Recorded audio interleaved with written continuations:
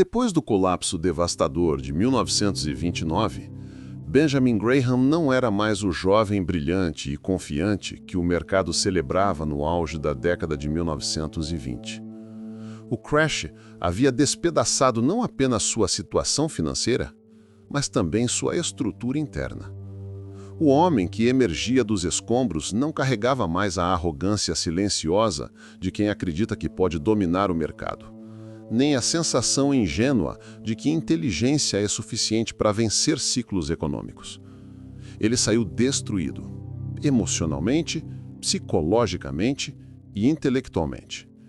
E é aqui que começa a parte mais fascinante de toda a sua trajetória: a reconstrução. Porque não foi uma reconstrução comum, foi uma reinvenção completa, profunda e radical de como pensar, de como investir, de como reagir ao mundo, de como lidar com a incerteza e de como se proteger contra a própria natureza humana.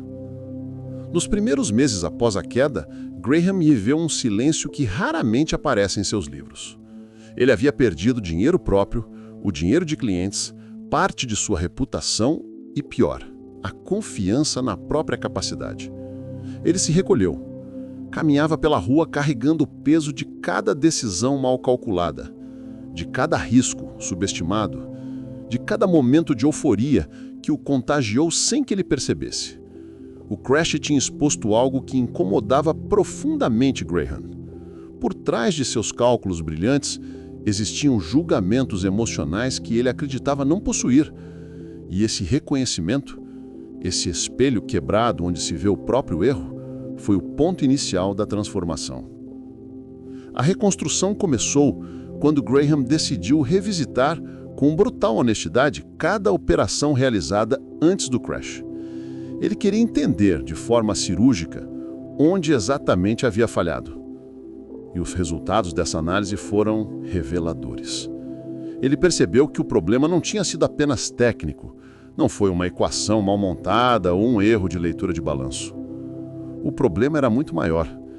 Ele havia confiado demais na própria interpretação. Havia acreditado na estabilidade do mercado.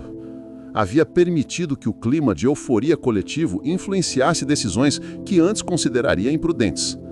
E, acima de tudo, havia usado alavancagem. A alavancagem, que parecia um acelerador para o sucesso, tornou-se uma corda no pescoço quando os preços começaram a despencar. Essa conclusão não apenas o machucou, ela o redirecionou. A partir desse momento, Graham concluiu que não fazia mais sentido tentar prever o mercado. Percebeu que previsões são ilusões cuidadosamente embaladas. O mercado não é um mecanismo racional. É um teatro emocional. É feito de esperanças, medos, exageros, ilusões e comportamentos que não podem ser modelados por fórmulas elegantes.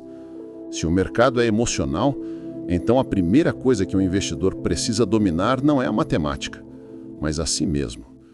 E foi justamente essa compreensão psicológica que abriu caminho para a parte mais sofisticada da nova filosofia de Graham. Ele passou a olhar para os preços não como informações, mas como opiniões. Uma ação que hoje vale 100, pode valer 40 amanhã, não porque seu valor real mudou, mas porque o humor do mercado mudou. Ele percebeu que o preço se move rápido demais para ser interpretado como verdade.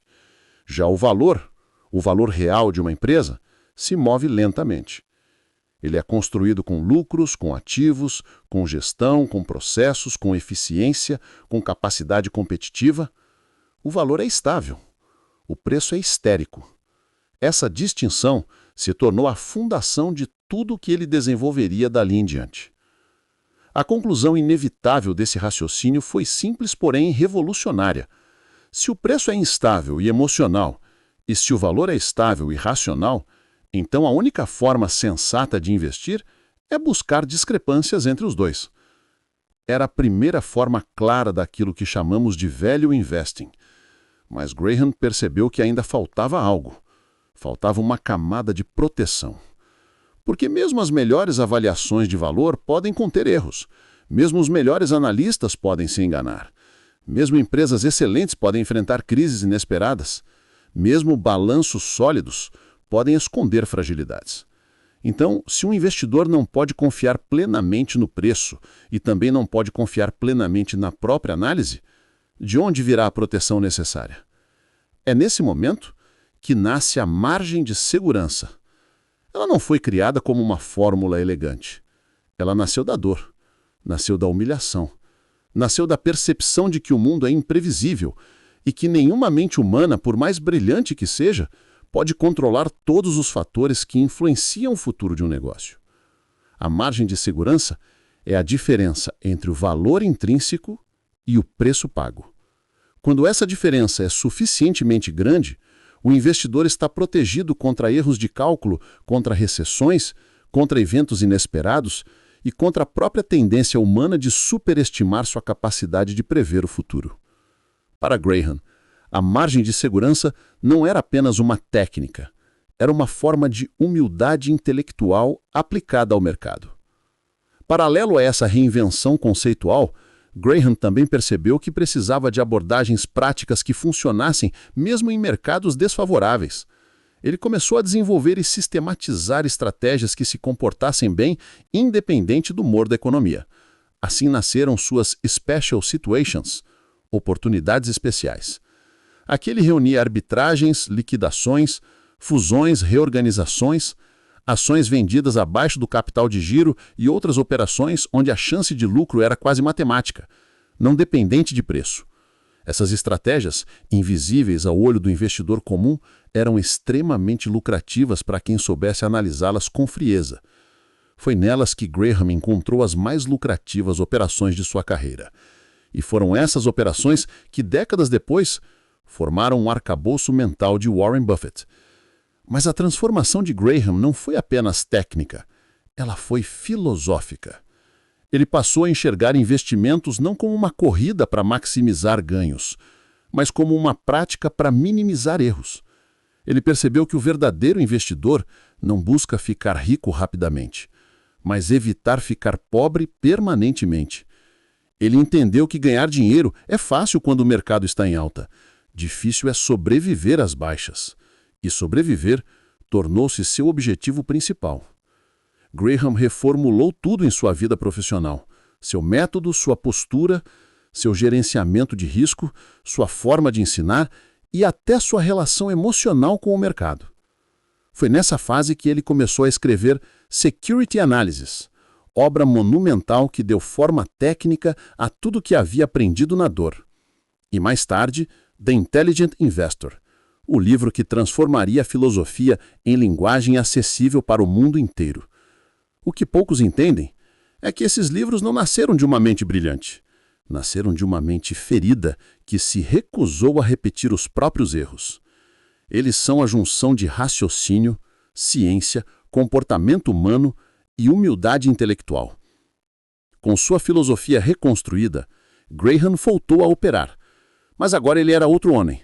Nada mais de alavancagem, nada mais de apostas agressivas, nada mais de confiança excessiva no próprio julgamento.